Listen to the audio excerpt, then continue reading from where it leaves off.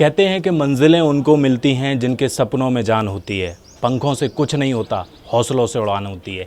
ऐसी हमारी एक देश की बेटी हैं जिन्होंने ये वाक़या सच कर दिखाया है। और वाकई अगर आप सच्चे मन से कड़ी मेहनत करते हैं तो कोई भी ऐसा काम इस दुनिया में नहीं है जो आप अपनी मंजिल को नहीं पा सकते हैं। बात करते हैं यूपीएससी टॉपर इशिता किशोर जी से। मैम पहले तो बहुत बहुत बधाई हो आपको। Thank you so much. Ma'am viewer सबसे पहले ये जानना चाहेंगे कि किस तरीके से तैयारी रही, क्या स्ट्रेटजी थी?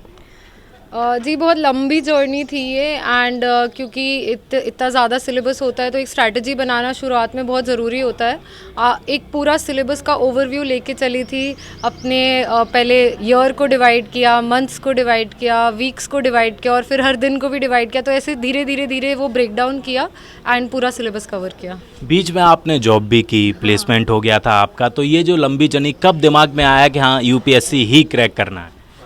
हाँ प्लेसमेंट हो गई थी एंड एसआरसीसी का जो माहौल था तो मुझे लगा था कि कॉर्पोरेट सेक्टर तो मुझे बिल्कुल एक बार ट्राई करना चाहिए एंड लेकिन जब 2 साल जॉब हो गई थी फिर मैंने सोचा कि मेरा लॉन्ग टर्म करियर प्लान क्या होना चाहिए, कि अगले 3 डेकेड्स में किस तरह का मैं एक करियर बनाना चाहती हूँ। तो तब मुझे लगा कि पब्लिक सेक्टर की तरफ मेरा ज़्यादा मन है, क्योंकि मैं एक एयरफोर्स फैमिली से भी हूँ तो कहीं ना कहीं मेरे अंदर वो चीज़ हमेशा से थी। तो फिर मैंने सोचा कि I should try because that is where my heart is. हम लोग कई सालों से अटेम्प्ट करते हैं, नहीं हो पाता है, कई बार टूट भी जाते हैं। क्या लगता है क्या चैलेंजेस हैं और कौन सी ऐसी चीज़ है जो मोटिवेट करती है सबसे ज़्यादा?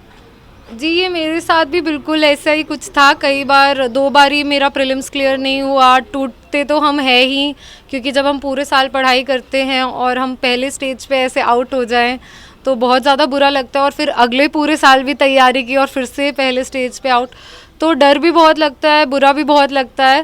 पर यही है कि अपनी गलतियों को आइडेंटिफाई करें, अपने आप से सच बोलें एंड कि हाँ मैंने गलती की है, कहीं ना कुछ स्ट्रैटेजी मेरी रह जा रही है।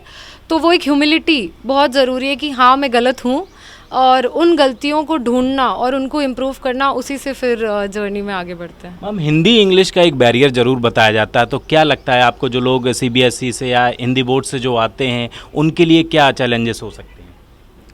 हाँ रीजनल लैंग्वेजेस में चैलेंजेस हो सकते हैं, लेकिन क्योंकि एक वो ऑप्शन है कि आप इंटरव्यू हिंदी माध्यम में दे सकते हैं या फिर मेंस भी आप अपने माध्यम में लिख सकते हैं, तो अपने मेंटर्स ढूंढना बहुत ज़रूरी होता है। अगर ऐसा कोई मेंटर मिल जाए तो बिल्कुल ये ज़रूरी है कि हम हर माध्यम में अपने रिसोर्सेज बढ़ाएं।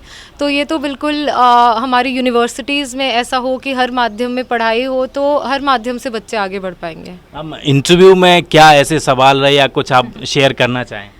इंटरव्यू अच्छा एक्सपीरियंस लगा मुझे बहुत।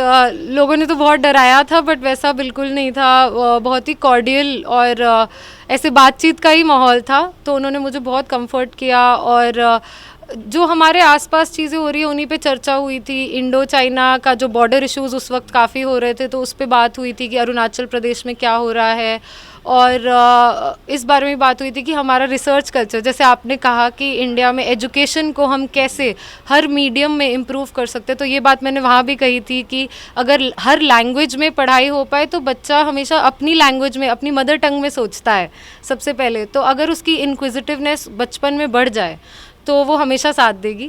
तो इन्हीं बातों पे जैसे आपसे चर्चा हो रही है वहाँ पे भी चर्चा हुई थी। एक आखिरी सवाल मैम, सोशल मीडिया आजकल बड़ा कहीं ना कहीं पढ़ाई से लोगों को दूर लेके जाता है, तो आपने किस तरीके से इससे बचा? हाँ सही कहते हैं, सोशल मीडिया एक डबल एज्ड स्वॉर्ड है तो उसकी बहुत अच्छाइयाँ भी थी। शुरुआत में उसका एक अलग मीनिंग था कि हम उससे कनेक्ट करते थे, हम अपने दोस्तों से कनेक्ट करते थे। लेकिन आजकल वो जो एल्गोरिदम्स होते हैं वो हमारे माइंड के साथ खेल सकते हैं। तो प्लीज़ ध्यान रखें सोशल मीडिया को। You will control social media, don't let social media control you. तो वो ध्यान रखें, कनेक्टेड रहिए अपने फ्रेंड से। बहुत ज़रूरी है कि हमें पता रहे हमारे दोस्त कैसे हैं, ऐसे कट ऑफ नहीं हो जाना चाहिए। हमारी फैमिली क्या कर रही है, किसकी लाइफ में क्या चल रहा है, तो वो भी ज़रूरी है। लेकिन अगर वो डिस्ट्रैक्ट कर रहा है आपको, कहीं ना कहीं आपकी प्रिपरेशन को हार्म कर रहा है, या हमें बुरा भी लगने लगता है कि देखो बाकी लोग क्या क्या कर रहे हैं और हम रूम में बैठ के पढ़ रहे हैं, तो वो चीज़ें नेचुरल हैं। सोशल मीडिया की आपने बात की है, तो मेरे आज बहुत सारे फेक अकाउंट्स बन गए हैं तो मुझे बहुत प्यार मिल रहा है, मुझे अच्छा लग रहा है, बट थोड़ी जिम्मेदारी भी होनी चाहिए। प्लीज़ इन फेक अकाउंट्स को फॉलो ना करें।